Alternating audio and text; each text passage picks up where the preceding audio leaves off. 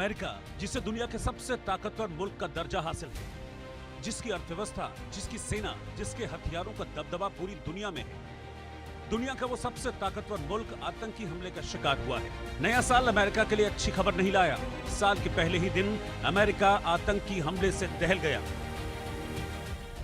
20 जनवरी को Donald Trump को राष्ट्रपति पद की शपथ लेनी है, लेकिन उससे पहले अमेरिका से जो तस्वीर सामने आई है वो कई सवाल खड़े करती है। अमेरिका के न्यू ऑरलिंस की बर्बर स्ट्रीट पर लोग नए साल का जश्न मनाने जुटे थे। इसी दौरान रात 3:15 बजे एक तेज रफ्तार पिकअप ट्रक भीड़ में घुसता है और अंधाधुंध लोगों को रौंदना शुरू कर देता है। दहशत में लोग जान बचाने के लिए इधर उधर भागने लगते हैं। इस बीच हमलावर यू टर्न लेकर उस तरफ ट्रक को ले जाता है जहां ज्यादा लोग खड़े थे। हमले की सूचना मिलते ही पुलिस जैसे ही मौके पर पहुंची, हमलावर ने उन पर गोलियां चलानी शुरू कर दी।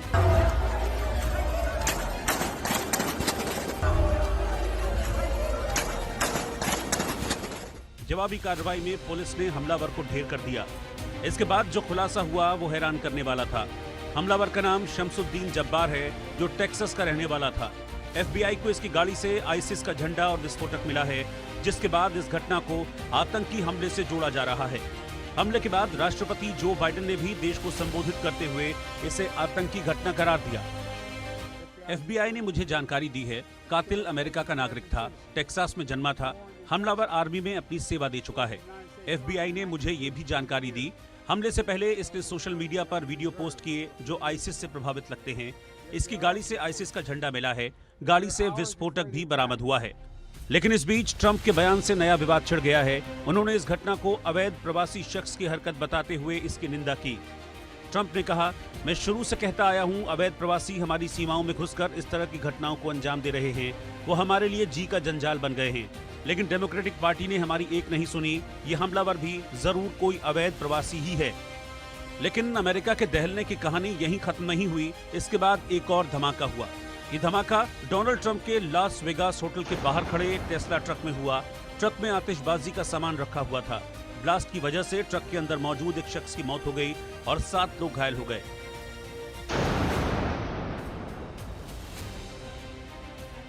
मस्क ने इस घटना को भी आतंकी हमला बताया।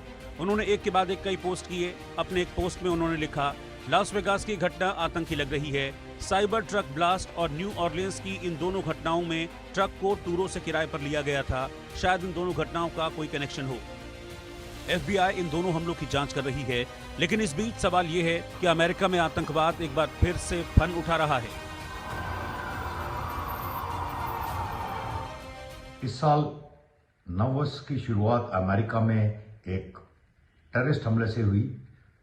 सुबह के तकरीबन 3 बजे न्यू ऑरलियंस शहर में टेक्सास के रहने वाले शमसुद्दीन ने भीड़ के ऊपर अपना ट्रक चला दिया और उसके बाद उतर के अंधाधुंध फायरिंग करी, जिसमें तकरीबन 15 लोग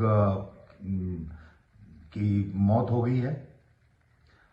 ये खुशनसीबी थी कि एक आईडी उसने जो ट्रक में रखी थी वो एक्सप्लोड नहीं कर पाया। उससे पहले उसको मार गिराया गया, नहीं तो शायद कैजुअलिटी फिगर और बहुत ज्यादा होता। ट्रंप के होटल के बाहर ब्लास्ट से ये सवाल भी उठ रहा है, क्या ट्रंप आतंकियों के निशाने पर हैं? क्या उनकी वापसी से जिहादी घबरा गए हैं? इससे पहले ट्रंप पर चुनाव प्रचार के दौरान 2 बार हमला हो चुका है, जिसमें वो बाल बाल बचे थे। एक हमले में तो गोली उनके कान को छूकर निकल गई थी। देखिए, ये एक टेररिस्ट अटैक था और ट्रंप पर्सनली तो इसके आसपास भी नहीं थे, तो ट्रंप आतंकियों के निशाने पे नहीं है।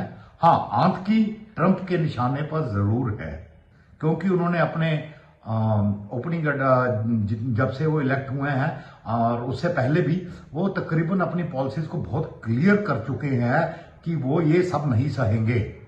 और जो उनकी चॉइस है इंपॉर्टेंट अपॉइंटमेंट सिक्योरिटी रिलेटेड, खासकर FBI का डायरेक्टर, स्टेट डिपार्टमेंट वगैरह में, वो सारे लोग उन्होंने वही चुने हैं जो उनकी नीतियों के साथ ही उनका झुकाव है। इन सब के बीच अमेरिका से एक और दर्द भरी खबर सामने आई।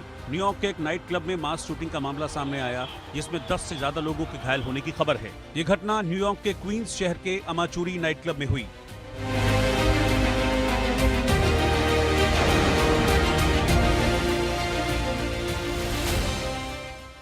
Bureau report, India news.